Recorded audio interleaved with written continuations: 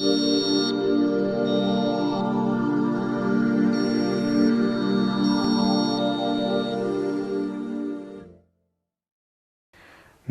मैं doctor Gautam Banga, reconstructive urologist and andrologist पिछले 12 साल से दिल्ली एनसीआर में कार्य कर रहा हूँ। आज हम एक ऐसी समस्या के बारे में बात करेंगे जो लेट 40s 40वें दशक के आखिर में या अर्ली 50s में पुरुषों में पाई जाती है। इसमें जिसका नाम है पेरोनीज डिजीज़। सो इसके लक्षण क्या है? जो मरीज़ है वो हमारे पास जब आता है तो उसको लिंग में टेढ़ापन आ चुका होता है, और साथ ही साथ जब लिंग में तनाव आता है तो उसमें दर्द का एहसास होता है, और साथ ही साथ जब लिंग में तनाव नहीं होता तब भी उनको पेन रह सकता है। सो पेरोनीज डिजीज़ क्या है और ये कैसे होती है? सो जैसे कई बार सेक्सुअल एक्टिविटी करते वक्त लिंग मुड़ जाता है, पेनिस बेंड हो जाता है, उस कारण से वहाँ पे चोट लग जाती है, वहाँ खून जम जाता है, और धीरे धीरे वो खून एक घाव के रूप में तब्दील हो जाता है, चेंज हो जाता है, और उसी जगह पे लिंग में टेढ़ापन या बेंड आने लग जाता है। सो जब मरीज़ आता है तो वो मेनली कंप्लेंट करता है कि उसको तनाव के टाइम में दर्द हो रहा है, तनाव के टाइम में लिंग टेढ़ा रहता है, या कई पुरुषों में तनाव है, जो इरेक्शन है वो ही कम होने लग जाता है, और धीरे धीरे वो अपनी नॉर्मल सेक्सुअल एक्टिविटी संभव क्रिया नहीं कर पाता है।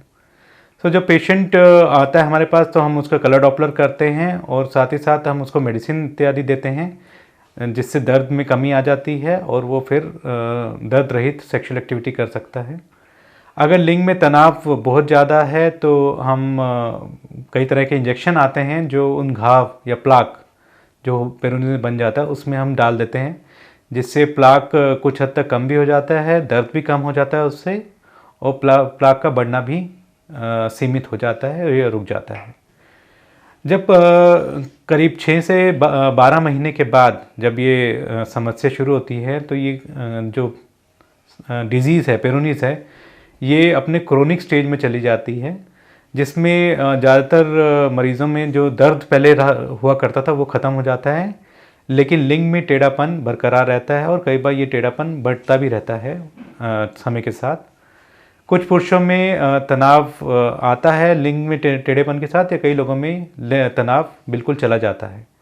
सो जो इलाज है वो उस चीज़ पर निर्भर करता है कि वेदर यानी मरीज़ को ये दिक्कत कर रहा है सेक्सुअल एक्टिविटी करने में या नहीं कर रहा है। अगर जो टेढ़ापन है वो 30 डिग्री से कम है तो हम मरीज़ को यही बताते हैं कि वो नॉर्मल सेक्सुअल एक्टिविटी कर सकते हैं। अगर ज़रूरत पड़ती है तो वो दवाइयों का सहारा लेके अच्छा इरेक्शन पा सकते हैं और सेक्सुअल एक्टिविटी कर सकते हैं। अगर वो उनको सेक्सुअल एक्टिविटी करने में समस्या हो रही है, लिंग में टेढ़ापन 30 डिग्री से ज़्यादा है, तो उन पुरुषों में हम सर्जरी की सलाह देते हैं। उसमें जो घाव, जो प्लाक अंदर बना होता है, उसे सर्जरी द्वारा हटा दिया जाता है, और वहाँ पे एक टिश्यू का पैच लगा दिया जाता है, जिसके कारण से लिंग सीधा हो जाता है और मरीज़ नॉर्मल सेक्सुअल एक्टिविटी कर सकते हैं बिना दर्द और टेढ़ापन से। जिन पुरुषों में लिंग में टेढ़ापन रहता है और साथ ही साथ में जो उनका तनाव है वो भी कम हो गया है या बिल्कुल नहीं है, उन पुरुषों में हम लोग यही सलाह देते हैं कि जो ये प्लाक है ये तो हटाया जाए ही, साथ ही साथ लिंग में पिनाइल इम्प्लांट लगा दिया जाए, ताकि पिनाइल इम्प्लांट की मदद से लिंग सीधा रहे और या उसमें तनाव आ सके और सेक्सुअल एक्टिविटी कर सके। जो पुरुष इस समस्या से जूझ रहे हैं, जिनके लिंग में टेढ़ापन आ गया है या दर्द रहता है सेक्सुअल एक्टिविटी संभोग क्रिया करते वक्त, वो निराश ना हो। इस समस्या का पूर्ण रूप से समाधान है। हम शुरू में दवाइयाँ, इंजेक्शन, और लेटर स्टेज में सर्जरी द्वारा इसको पूरी तरह से इसका निवारण कर सकते हैं। तो घबराएं नहीं, अपने पास में जो रिकंस्ट्रक्टिव यूरोलॉजिस्ट हो, या अगर आप दिल्ली में हैं तो आप हमारे सेंटर में संपर्क कर सकते हैं।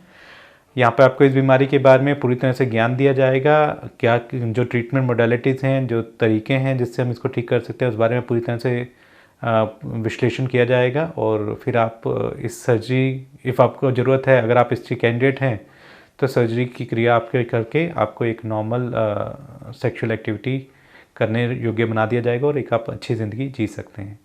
तो कृपया संकोच ना करें और आज ही इस समस्या से निजात पाएँ। धन्यवाद।